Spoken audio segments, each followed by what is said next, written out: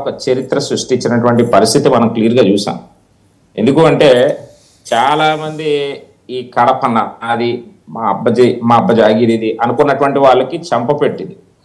ఎందుకంటే ఏ విధంగా జరిగిందో క్లియర్ కట్గా చూసాం. కనీ విని ఎరిగిన రీతిలో రాష్ట్రంలో మేము చేసినటువంటి ఎన్ని మహానాడుల్లో ఈ మహానాడు ఒక స్పెషల్, అందులో డౌట్ లేదు.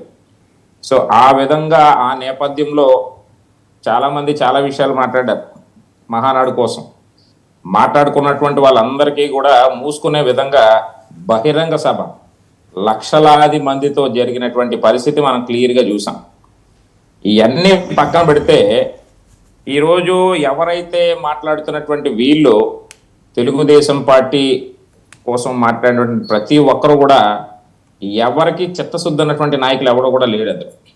వాళ్ళు మాట్లాడుతున్న తీరు కానీ వాళ్ళు మాట్లాడుతున్న విధానం కానీ, ఇది మాది ఒక 43 సంవత్సరాల చరిత్ర ఉన్నటువంటి పార్టీ, జైలు చరిత్ర ఉన్నటువంటి పార్టీ కాదు. మాకు ఒక సిద్ధాంతం, ఒక విధి విధానాలు, కొన్ని అంశాలతో సంక్షేమాన్ని అందించే విధంగా ముందుకెళ్తున్నటువంటి పరిస్థితి మాది.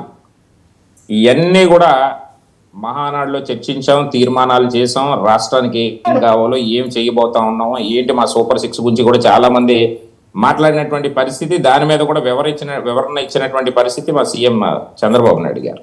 ఇవన్నీ కూడా గమనించాలి. వాళ్ళకి ఏంటంటే రోజు రోజుకి ఉనికిని కోల్పోయినటువంటి పరిస్థితి రాష్ట్రంలో. ఇంకా కనివిని ఎరగనటువంటి ఈ పసుపు పండక్కి భయపడ్డారు కాబట్టి ఏదో వాళ్ళు రాలేదు, వీళ్ళు రాలేదు, ఆ పండగ ఎలా దండారు, ఆ పండగ ఎలా చేశారు, ప్రభుత్వం ఖర్చులతో చేశారు, ఇవన్నీ మాట్లాడినటువంటి వాళ్ళందరికీ కూడా ఒకటే సమాధానం చెప్పినటువంటి పరిస్థితి మొన్న బహిరంగ సభ. సో ఇది క్లియర్గా మీ ద్వారా కూడా నేను చెప్తా ఉన్నాను. వాళ్ళకి తెలుగుదేశం పార్టీలో ఉన్నటువంటి సామాన్యమైనటువంటి కార్యకర్త దగ్గర నుంచి మంత్రుల వరకు, ఎమ్మెల్యేల వరకు ఉన్నటువంటి మాజీ మంత్రులు, మాజీ ఎమ్మెల్యేలు అందరూ కూడా లక్షలాది రూపాయలు ఇస్తేనే ఆ యొక్క వచ్చినటువంటి డొనేషన్స్తో మేము ఈ మహానాడు పండుగ ఎప్పుడు కూడా చేసుకుంటాం. ఇది కొత్త కాదు మాకు. వీళ్ళలాగా జగన్మోహన్ రెడ్డి గంటకు 10 లక్షల రూపాయలు ఎట్టి ఫ్లైట్ స్పెషల్ జట్లో వేసుకొని ప్రభుత్వం సొమ్ము ప్రజల తాలూకా సొమ్ముని దుర్వినియోగం చేసే విధంగా ఈ రోజు చూశారు.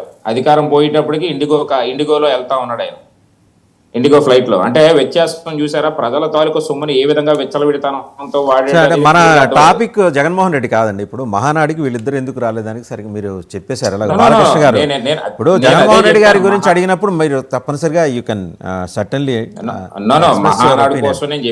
ఆయన ఇండిగోలో వెళ్ళాడా, స్పెషల్ జెట్ వెళ్ళాడా, దట్ ఇవాళ టాపిక్ అయితే అది కాదు. ఒకవేళ టాపిక్ వస్తే ఖచ్చితంగా మీరు మాట్లాడతారు, అందులో ఎలాంటి అభ్యంతరం లేదు. ఒక పాటు పసుపు ప్లేట్ దీనికి రిలేటెడ్ గా నేను చెప్పాను మీకు, ఏమాత్రం రిలేషన్ లేదు. దీనికి సంబంధం లేదు అసలు. మీరు రెండు you're trying to connect to unconnectable things అండి. మహానాడికి మీరు ఇదేమన్నా జాగీరా అనే మాట వచ్చినప్పుడు మీరు కెన్ కనెక్ట్ జగన్మోహన్ రెడ్డి గారి ఇష్యూ. ఆయన అనలేదే ఇది జాగీరని, నా జాగీరని ఆయన ఏం అనలేదే. ఎక్కడైనా చెప్పుకున్నాడు ఆయన? ఎక్కడైనా చెప్పాడా? ఏమంటే పసుపులేటి సురేష్ గారు ఎప్పుడైనా చెప్పారా ఆయన ఇది నా జాగీర్, ఇక్కడ ఎవడు ఎంటర్ కావడానికి వీల్లేదని? అలా కాదు, ఇంత ముందు జరిగినటువంటి ఎన్నికల్లో ఏ విధంగా విచ్చలవిడితనంగా మాట్లాడారు. Sir let us confine our results to Mahanadu. ఓకేనా? ఓకే సురేష్ గారు ఆగండి, మనం మహానాడుకి కన్ఫైన్ అవుదాం. బాలకృష్ణ గారు రాకపోవడానికి ఉన్న సాంకేతిక కారణాలు, ఆయన కదిలి వస్తే లక్షలాది రూపాయల నష్టం వస్తుంది. ఒక్క నిమిషం సురేష్ గారు మీరు ఆగండి. సో ఆయన చెప్పారు, సో అది జస్టిఫైబుల్ ఆన్సర్ అని మీరు అనుకుంటున్నారు, జనం అనుకోవట్లేదు. రాధా గారు రాలేదని కాదు, వచ్చి గ్యాలరీలో కూర్చొని తను పిలుస్తారేమో చూసి పిలవట్లేదు, ఇక నేను అక్కడ పట్టించుకోవాల్సిన అవసరం లేదు, పట్టించుకోరేమో అని ఆయన వెళ్ళిపోయారు. ఆయన అసలే మొహమాటస్తుడు. సో ఈ రెండు అంశాలు జనం అడుగుతారండి. బాలకృష్ణ గారు రాలేదంటే అడుగుతారు, కార్యకర్తలు అడుగుతారు, ఆయన మీద అభిమానం ఉన్న వాళ్ళు అడుగుతారు ఎందుకు రాలేదని. మనం జస్ట్ సింపుల్గా మహానాడు అనేది ప్రీ షెడ్యూల్డ్, దీనికి తగ్గట్టుగా ఒకవేళ ఆయన కోరితే నిర్మాతలు ఖచ్చితంగా షెడ్యూల్స్ మారుస్తారు ఆయన అడిగితే. కాదే ఎవరు నిర్మాతలు ఆయన కాదని ముందుకెళ్ళే నిర్మాతలు, అంత సాహసం చేసిన నిర్మాతలు అయితే ఎవ్వరు లేరు. సో అది అంతగా జస్టిఫైబుల్ ఆన్సర్ అనిపించట్లేదు. ఒకసారి సురేష్ గారి దగ్గరికి వెళ్దాం. సురేష్ గారు ఏంటి ఇప్పుడు దగ్గరుండి మీ వల్లభనేని వంశీ గారికి తెలుగుదేశం నాయకులు కొందరు బెయిల్ ఇప్పించే ప్రయత్నాలు చేశారు, అందులో భాగంగానే అంటే అంత ఐకమత్యంగా కలిసి పని చేసుకుంటున్నారా మీరును తెలుగుదేశం? బీజేపీ కూడా, ఇలా బీజేపీ నాయకులు కూడా ఉన్నారంట. ఎలా ఉందంటే సార్ ఇది అసలు ఏమాత్రం కూడా దీనికి సంబంధం లేదు. మేము వైఎస్ఆర్ కాంగ్రెస్ పార్టీ పూర్తి స్థాయిలో కేంద్ర కార్యాలయం నుంచి నిరంతరం న్యాయ సహాయాన్ని వంశీ గారికి అందించడం జరిగింది.